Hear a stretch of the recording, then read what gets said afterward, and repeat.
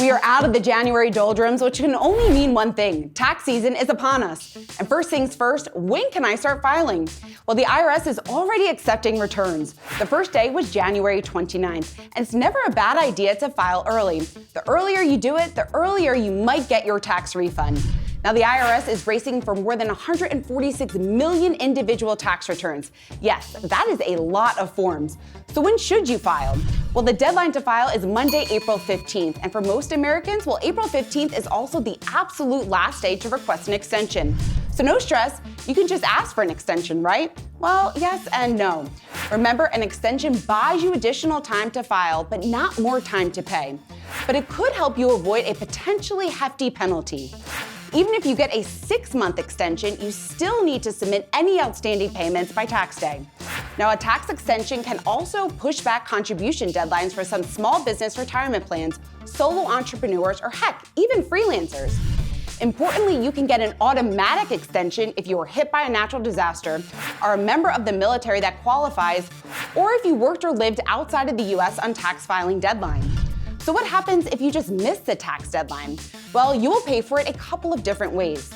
First, there's failure to file, if you don't file your tax returns by the due date. Then there's also failure to pay, and this applies when you don't pay the tax that you owe by that due date. So what else should you consider?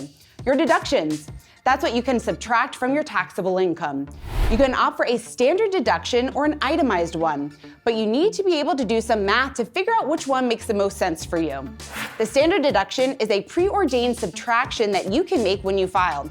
It's adjusted each year for inflation. The standard deduction for tax returns filed in 2024 is $13,850 for single filers, $27,700 for joint filers, and $20,800 for heads of household.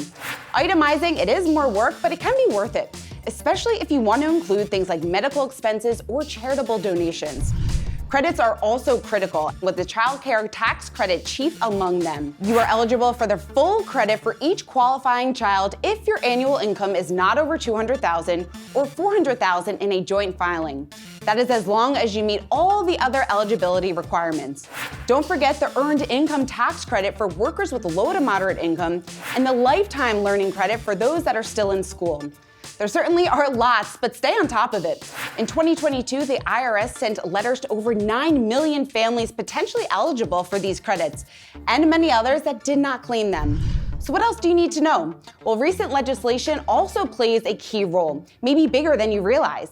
The Inflation Reduction Act could impact your tax bill. If you've been making your home more energy efficient, or you finally bought that Tesla that you've always dreamed of, well, it could actually save you money on your taxes. And remember, unlike a deduction, a credit cuts your tax bill directly. So take the time to figure out what you can claim. There's lots to think about in the coming months, and Yahoo Finance will be with you every step of the way.